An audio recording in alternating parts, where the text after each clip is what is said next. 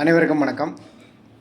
இந்த பெங்களூரில் வந்து ஆர்சிபி ஜெயித்ததுக்காக, அதாவது 18 வருஷம் தவம் இருந்து இப்போ தான் வந்து இந்த ஐபிஎல் கிரிக்கெட் போட்டியில் ஜெயிச்சிருக்காங்களாம். 18 வருஷம் இதுக்காக வந்து போராடினாங்களாம் பெரிய அளவில்.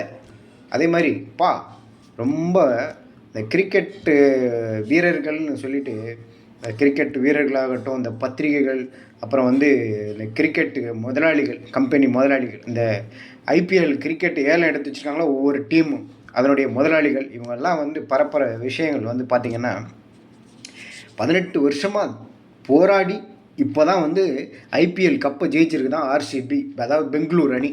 இந்த பெங்களூர் அணி அப்படின்னு வச்சுக்கோங்க, அந்த பெங்களூர்னா முதல்ல கர்நாடகா மக்களுடைய இளைஞர்களுடைய டீமும் கிடையாது. இதில் எவமெல்லாமும் இருப்பான், பல நாட்டுக்காரெல்லாம் வேறு இருப்பான். இது பெங்களூர் அணின்னு சொல்லிட்டு ஊரை ஏமாத்துறதுக்காக இந்த மாதிரி ஒரு ஐபிஎல் கிரிக்கெட் அணின்னு சொல்லிட்டு தொட்டு சம்பாதிக்கிறதுக்காக இந்த மாதிரி ஒன்று உருவாக்கி வச்சுருக்காங்க. ஆனால் யாரை குத்த சொல்லணும் அப்படின்னு கேட்டிங்கன்னா, அவங்கள குத்த சொல்லி பிரயோஜனம் இல்லை.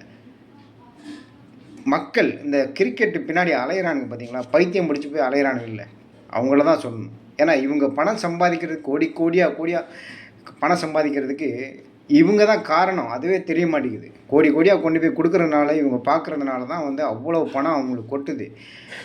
14 தலைமுறைக்கு வந்து ஒரு வேலையும் செய்யாமல், இவங்க விளையாடி முடிச்சுட்டு ரிட்டையர்ட் ஆகும்போது ஒரு வேலையும் செய்யாமல் 14 தலைமுறைக்கு உட்காந்து சாப்பிடலாம், அந்த அளவுக்கு பணம் சம்பாதிச்சுறாங்க. எனக்கு தெரிஞ்சு டோனிக்கு கோலிக்கெல்லாம் வந்து பார்த்திங்கன்னா 1000 கோடிக்கு மேலே சொத்து இருக்குதான். படித்த விஷயம் தான் இது, நியூஸில் படித்த விஷயம். 1000 கோடி வச்சுக்கின்னு என்ன பண்ண போகிறாங்க? யார் கொடுத்தது இந்த 1000 கோடி?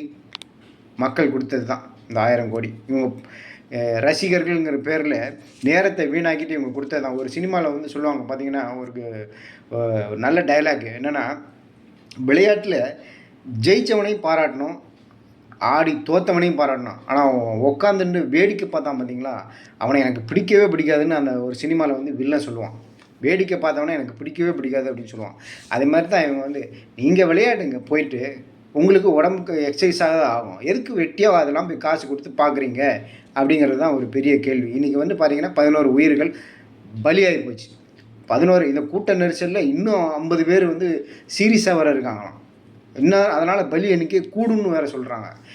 என்றைக்கு தான் இந்த இளைய சமுதாயம் சினிமா, கிரிக்கெட்டு, அப்புறம் அந்த சாராயம், இது 3லேருந்து என்றைக்கு இந்த இளைய சமுதாயம் அந்த ஒரு இதுலேருந்து வெளியில் வருதோ அன்றைக்கி தான் வந்து நாடு நல்லா இருக்கும், சுபிட்சமடையும். வேறு இதுக்கு மேலே சொல்கிறதுக்கு ஒன்றும் இல்லை. நன்றி.